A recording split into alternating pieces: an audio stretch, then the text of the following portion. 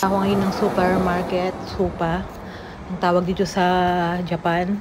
Mag-grocery ako ng konti. Meron ako nadaanan na vending machine. Nagtitinda sila ng parang mga palaman, parang mga jam na gawa sa prutas nila dito, local fruits nila na ang tawag yuso. Para siyang orange pero hindi siya orange. May pagkakawig siya sa orange. So yan, mapunta ako ng grocery. A few moments later. So, andito ako ngayon sa may Aoki Supermarket. Paborito kong pilihan na medyo malapit-lapit sa amin. So, yan, kumain ako ng patatas. 128 yen siya, 3 piraso. Tapos, itong lettuce, nasa 198. Yung isang buo. So, ito ginagamit namin pang salada kapag fresh salad. Ito yung binibili namin, lettuce. So, ibang mga, bilihan, medyo mas mataas yung price niya. Kaya isa sa paborito kong bilihan dito yung na medyo malapit-lapit sa amin, itong Aoki Supermarket. Kasi pagdating sa meat, marami siyang choices na pagpipilian na discounted na. Ito naman mga ganitong klaseng mga items na daw nasa gitna at saka naka-red tag na. Ibig sabihin yan, sale na yan o mga half price niya kasi ano na yan parang mga old stock na. Kesa itapon nila, sinisale nila half price. Pero okay pa rin naman yung mga quality, mamimili ka lang. Okay pa siya. Papasok pa siya. Pwede pang gamitin, alisin lang yung mga lanta-lanta na parte. Kuha din ako ng egg. So, yung egg nila, mura-mura pa rin dito. May mura, may depende sa klase yan, sa sizes. So, yung kinuha ko is yung kulay brown. Etong white, mas mura siya. Pero, yung brown yata ang mas okay, mas magandang quality kapag brown. So medyo, pero konti lang naman din ang difference niya. Ano nga lang to? Itong brown, 8 pieces lang. Tapos yung white na pinagpipilian ko na almost same price, 10 pieces siya. Itong brown, 8 pieces. So okay na kasi konti lang din naman ang difference niya. So itong Aoki Supermarket, siya para siyang 2-in-1. Meron siyang pharmacy, drugstore, parang butika na may supermarket, 2-in-1 siya sa loob. Meron siyang butika at saka supermarket in one. So ito yung mga isda nila na mura, 150 plus na lang. Maliliit siya, masarap tong sabawan. So ito guys, kapag mga red na siya, yun yung mga red tag na items, ibig sabihin just discounted na siya. Discounted yung price niya.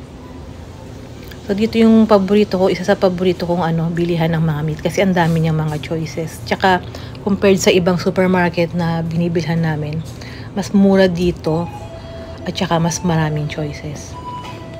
Pero mas maganda mamili talagang sa mga bagsakan, sa mga kung meron kang mahanap na mga bagsakan ng mga karne, mas mura mamili doon.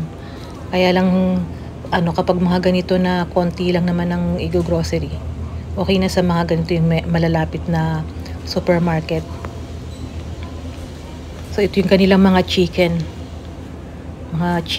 part naman dito. Tsaka meron sila mga nakamarinate. Ang kagandahan dito, ready to cook na siya, naka-preferred na siya, lulutuin mo na lang.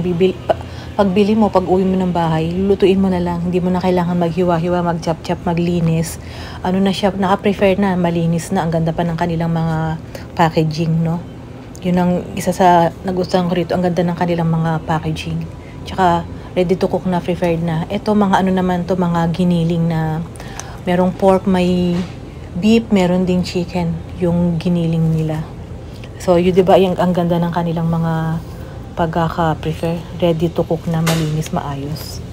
Hindi mo na kailangan pagdating sa bahay, hindi mo na kailangan mag-chop-chop, linisin. Pero meron ka rin mabibilahan ng mga ganong klase ng karne sa mga talagang bilihan, parang bagsakan siya ng mga meat. Tsaka sa ibang mga supermarket. Pero kadalasan talaga dito sa mga supermarket, na siya, ready to cook na halos. Naka-prefer na.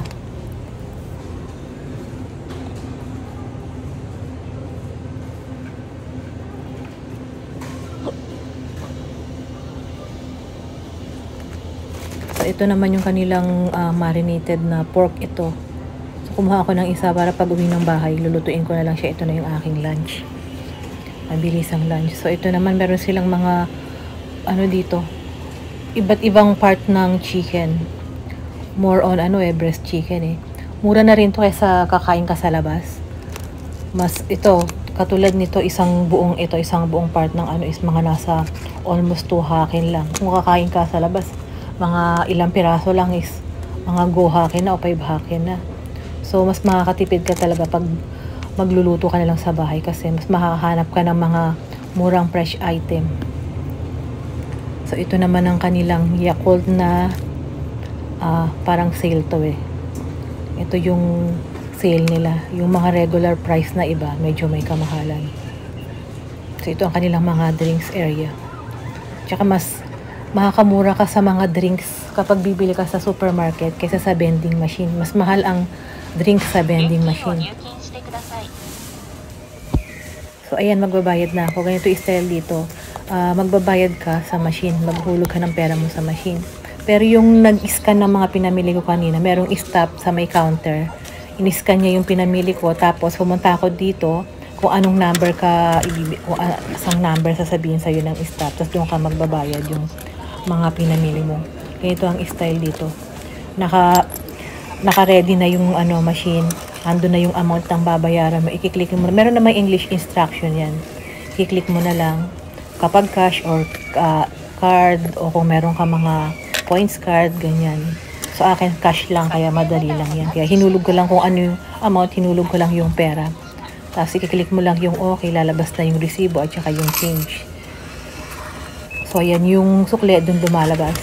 Tapos, ayan yung resibo dun lumalabas. So, ganito ang style dito.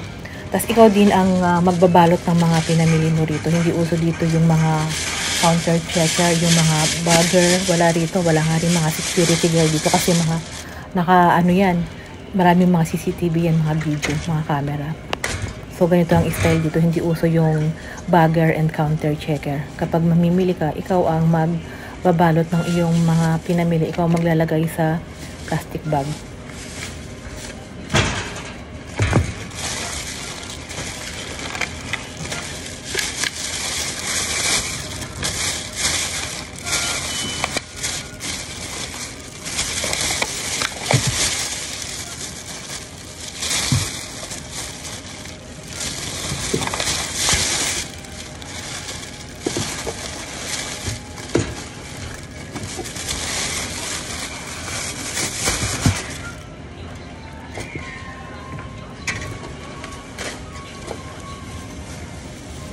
Yung white plastic bag na pinaglagyan ko ng mga pinamili ko, may bayad yun. Depende sa size. Yung sa akin, mga nasa 5 yan yata. Yun, yung large size siya.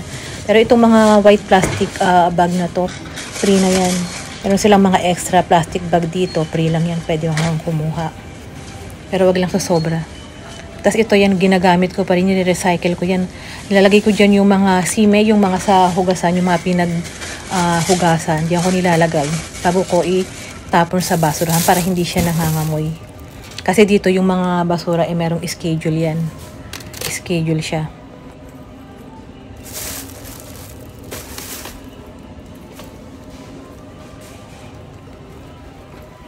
Kaya tipid tips, mas maganda na magdala ng sariling grocery bag. Ganun talaga yung style ng dito sa Japan, karamihan. Nagdadala sila ng mga bag nila.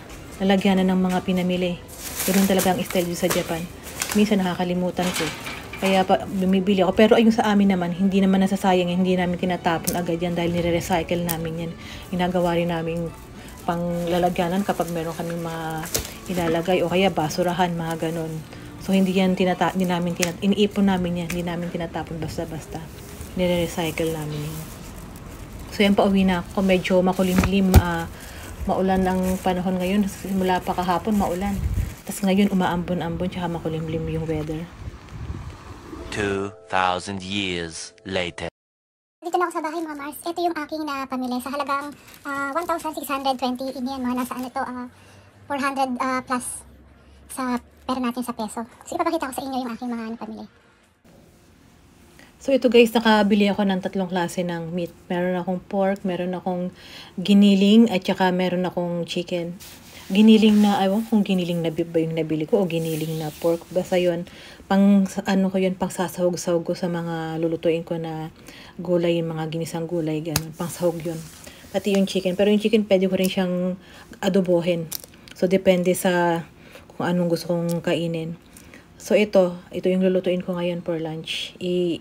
I-stir fry ko lang yan. So, ito meron silang itong price niya is 268 plus tax. Kaya ang total talaga niya is 290. Ayun, ang talagang price niya is 290 kasama yung tax. Meron din silang date. Ayan, meron din silang dates. Makikita mo may mga gram. Meron silang date. Expiration yata, ayan. Kasi hindi nila pinapatagal yung mga karne nila dito. Pero kung nasa freezer mo naman ay okay lang na mag-extend yan. So, ito ang kanila. Kapag ganito yellow and red na ang pagkakaalam ko is discounted na yan. Discounted price na yan. Kaya maganda mamili kapag discounted price na siya. So, ito ang pork marinate na siya. So, ito ang aking lulutuin for lunch. Yung pang sahog. Yan. Meron na rin siyang yellow tag. Ibig sabihin, price down na yan. So, ayan siya. Nasa 348 plus yung tax. Kaya ang total is 376. Ayun. Meron din siyang, ayan, October 10 ang expiration. So, to? Pork din yata ito. Kiniling na pork. So, ito naman gagamitin ko siya na pangsahog. Tapos, bumili rin ako nitong chicken dahil mura na rin siya. Ayan. Nasa 100 na lang. 174 plus yung tax, 188. Tapos, ang expiration na hanggang October 11. So, meron din yung mga gram-gram. Ito yung yellow and red na yan. Tag price. Discounted lang ibig sabihin. So, ito. Pwede ko rin siyang ipang sasahog o pwede kong lutuin na straight na ganyan. And then, bumili ako ng Yakult. So, itong Yakult nasa almost 2 hakin na lang. 2, 4, 6, 8 pieces. So, ito yung parang pinakamurang price ng Yakult. May iba't ibang klase sila ng Yakult. Yung iba mas mahal. At ito, bumili rin ako ng lettuce. Pang salada. So, yan. Mga nasa almost 2 hako yan. Siya. Basta ang 1 hako yan, ang 1 hakin o parang yung piso nila dito sa Japan. Kung halimbawa ang exchange rate ng 1 yen to peso is 38 pesos yun. So, ito, mga nasa almost 2 hako yan, mga nasa 60 plus in pesos. Pero dito sa Japan, ang price na yan, mura na din, mura na. Tapos ito, bumili ako ng, kapag, ito nga, di ba may mga ng red tag, sale na yan, discounted na kasi hindi na ganun ka-fresh. Pero, okay pa rin yung gamitin. Aalisin lang natin yung para mga dry parts niya. So, ayan, sa halagang 64 plus tax, 70 yan na lang siya. Normally, kapag ito mga talagang bagong labas fresh, mga nasa 100 plus yan. So, pang sasahog ko lang naman din, natanggalin ko lang yung mga, yung mga lantana, yung loob okay pa yan, maayos pa yan. Kailangan magtipid dahil taasa na rin yung mga presyo ng mga goods. Tapos itong egg na to, brown, mas mura yung white para mas maganda yata ang klase ang brown egg. 2, 4, 6, 8, so 8 pieces siya. Nasa mga almost 2 hako yun din. Parang 2 piso lang. Pero ng Japan. Kaya may mga expiration din siya, pati egg nila. Ayan, tamago. Ang egg, ang itlog, tapos egg sa English, sa Nihongo ang tawag sa itlog o egg is tamago. Ayan, tamago. Ayan, may expiration din siya. October 18, 24. Diba sa atin wala naman hanggang sa maubos. Dito meron, nilalagyan talaga nila ng mga expiration. Tapos, binili ako ng patatas. Ayan, 3 piraso siya. Ayan, mga gano nga ba ito? Nasa hako yan, almost hako yan din siya. So, yan, ito yung aking napamili sa halagang 1,620 sa may Aoki. Yung Aoki, so, pharmacy siya na supermarket. So, sa loob meron siyang parang pharmacy o drugstore o biblioteca, tapos meron din siyang supermarket. So, pag mga karne-karne, doon ako bumibili. Mas gusto kong bumili doon kasi mga presya at saka laging may discount, laging price down. Mura-mura din. Isa sa mga supermarket dito na kahit pa paano mura pa compared sa ibang supermarket. Tsaka marami kang choices ng meat doon. Kaya doon ko gusto bumili ng mga meat sa may Aoki supermarket. So ito, pang ilang na yan, pang ilang araw na to na budget, pwede na yan. Kasi ito, lalagyan ko yun ng giniling o kaya minsan nilalagyan ko siya ng itlog parang omelette style. Masarap din siya sa may corned beef. Minsan pag nagluluto ako isa lang kasi madami na rin to Hindi naman ko masakos kumakain ng mga, halos ako lang yung kumakain ng mga to dahil Pinoy food yung luto ko. Yung kasama ko hindi kumakain. So ito minsan ilalaga ko lang yung iba-boiled egg ko. Tapos minsan mga sunny side up, scramble. Tapos ito bumili ako kasi ipang sasahog ko to sa, pwede ko rin siyang igisa lang. Gusto ko siyang isahog sa may pansit dahil may pansit bihon ako dito na natira pa. So yan, pang sasahog ko siya. Yan, tapos yan lettuce. Yan lang ang kakainin pang diet. So yan, mga pang sahog-sahog. Tapos Pwede mong, etong ganito kadami, pwede na siyang pang adobo o pang kung anong klaseng pwedeng lutuin dyan. Yan. So, yan. Ang aking konting grocery pang ilang araw. So, yan. Kaysa kumain ka sa restaurant sa labas, itong price na to na 1,620. Mga ano na yan. Isang kainan lang. Kain ka sa restaurant. Depende sa restaurant kakainin mo, tsaka kung ano yung orderin mo. Itong price na to, isang kainan lang yan. Pero itong pinili ko na to, mga pang ilang araw na yan. Di ba? Mas tipid. Kaysa kumain ka sa labas, yung babayaran mo na price na to na 1,620 is isang kainan lang o dalawang kainan lang. At least ito, mga pang ilang araw na yan. Siguro, pang 3 days na yan. 3 to 4 days na yan. Ito, minsan, kadalasan ako lang ang ano yan. Yung mga binibili ko na ano grocery. Ako lang kumakain. Kasi yung kasama ko sa bahay, iba yung style nila ng pagkain nila. Ayun nila ng Pinoy food. Dito sa Japan guys, tipid tips. Itong mga ano, plastic na to, itong mga to. Itong mga to. Hindi namin tinatapon basta-basta, ni-recycle namin. So ito ginagamit ko to pang lalagyanan ng mga sini. Di ba sa hugasan kapag yung mga may mga sini sa pinaghugasan, mga kanin, mga ganon, nilalagay ko dito. Tapos bago ko siya ilagay sa loob ng basurahan para hindi siya nangangamoy. So yan, malaking tulong yan. Dito ko yung sa mga supermarket, pag mamimili ka sa mga grocery, may mga pre na ganito para lalagyanan ng mga ano mo, pinamili na pwedeng mga katulad nitong meat, pwede siyang magkatas. So kaya nilalagay ko sa ganito. So ito, hindi siya tinatapon, ginagamit ko pa rin siya. Lalagyan na ng mga sini, yung mga sa may hugasan, yung mga natirang mga kanin, yung basura, gano'n. Tapos ito, nare-recycle pa rin namin yan, ginagamit pa rin namin ito. Dahil ito may bayad din yan eh. Nasa 5 yan din siya. So, kaya para tipid tips, ginagamit yan, hindi basta-basta tinatapon. Para ano siya, merong ito natutunan ko lang dito, ganyan, kung paano yung tamang pagtupi ng mga sando bag o plastic bag na pinagdamitan para hindi siya salat-salat o sabog-sabog. Ganyan lang yan guys, tutupiin. Yan, tutupiin lang siya. Pag malaki ganyan, dalawa, tapos tupiin ulit. Yan, kaya pahaba siya, ganyan, pahaba. Yan, pahaba. Tapos, ano yun lang yan, tupi-tupiin lang pa-triangle. Parang pa ganyan. Triangle. Tapos, yan. Ganyan.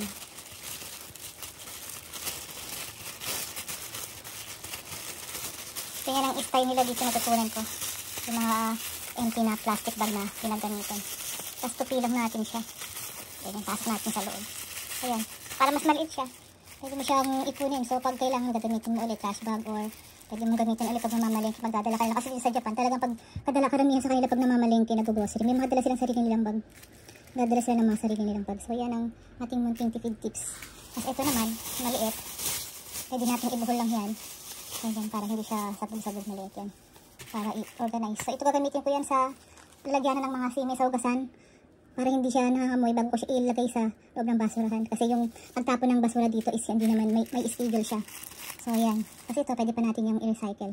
Tupiin lang natin ng mas maliit para organize siya. Hindi siya sabog-sabog. Yan. So ayan ang ating ako ditong nilagang itlog. So pang diet. Maganda tong pang diet. Tsaka minsan pag gusto kong hindi kumain ng kumain. Boiled egg kasi madali kang mabusog. So ito yung kinakain ko. So ayan. Kahapon ko siya binol. Mga 5 piraso. Nakain ko 2. Meron pa akong 3. So tipid tips. Yan. Mas makakatipid ka kaysa kumain ka sa labas. Tataba ka pa ng tataba. Okay lang paminsan-minsan.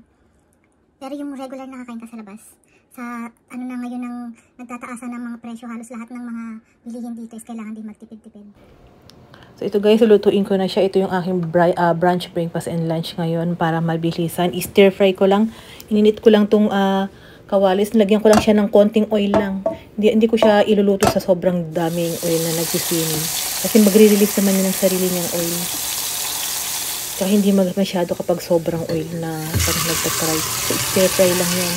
Siguro mga 7 to 8 minutes each side. Kasi ano yan, pork siya. Gusto ko yung luto siya yung may pagka-brown. So ito, lugasan ko muna siya bago ko itapon. Para hindi siya nangangamoy. Kasi yung mga basura nga dito may schedule. Nagtatagal yan. Kaya yung mga ganyan style dito, kahit yung mga empty bottle na itatapon, minsan may mga pa sa loob, hinuhugasan nila yun. Kahit yung mga kan, binabanlawan nila bago nila itapon para hindi siya ganun nangangamoy. Yun yung style nila dito.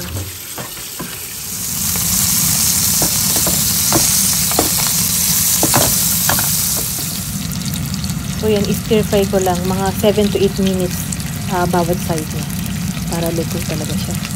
So hindi ko na siya nilagyan ng salt o ng kasi meron ng Meron na tong flavor, may lasa na, marinated na siya. Masarap yan, masarap yung, ito yung, nakabili na rin ako dati nito ng ganitong flavor. Meron siyang iba't ibang klase ng marinade. So, ito yung paborito ko. Para siyang may garlic eh. Ang soy sauce. Medyo, ano na yan, maalat na, may lasa na, masarap siya. So, yan. Mga 7 to 8 minutes ko lang i-stir fry both sides.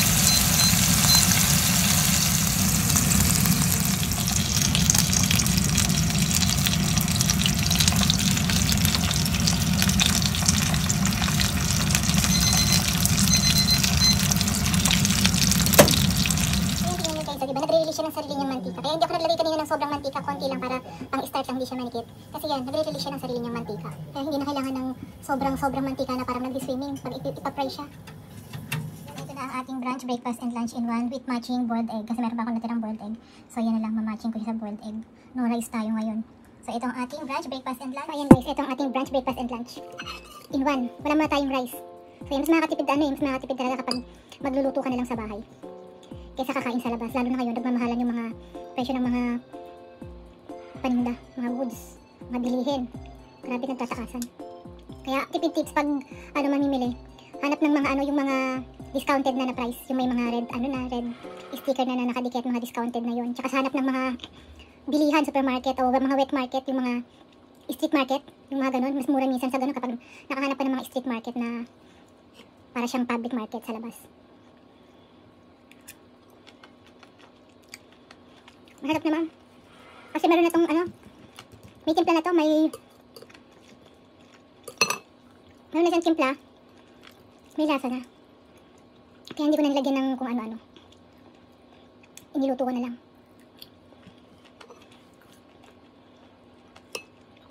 Meron tayong boiled egg. Sustansya ang boiled egg. Mura na, tipid na. Sustansya pa.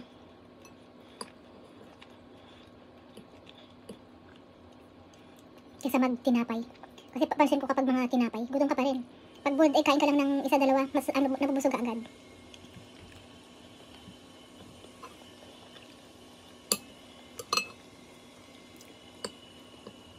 Maganda pang diet source of protein. Tsaka napanood ko, basta egg lang naman, hindi naman siya masama. Tsaka moderation, tsaka huwag nang saluhan ng kung ano-ano. Kung egg lang, wala siya sa katawang. Tsaka boiled egg naman to. Kahit isang piraso, dalawang piraso sa isang araw. Ang masama yung kapag kumain ka ng iba pa mga junk foods, sinamahan mo. Dinagdagan mo ng kung ano-anong junk foods. Pero kung boiled egg lang, masustansya siya.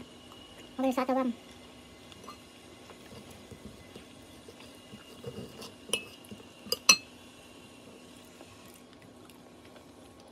Ang sarap ng niya, yung sauce niya.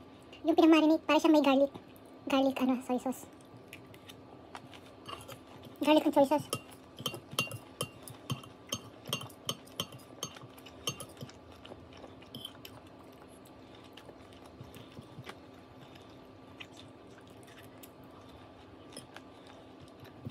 Kahit walang kanin, nakakabusog na.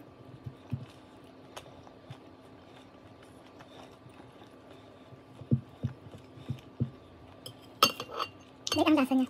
Ang lasa ng pinang-marinate nila. Sarap.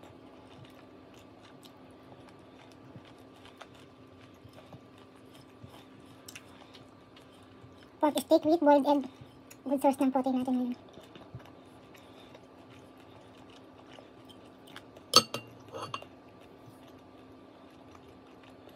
That's bite guys, yan. Thank you for watching and don't forget to subscribe. Ciao!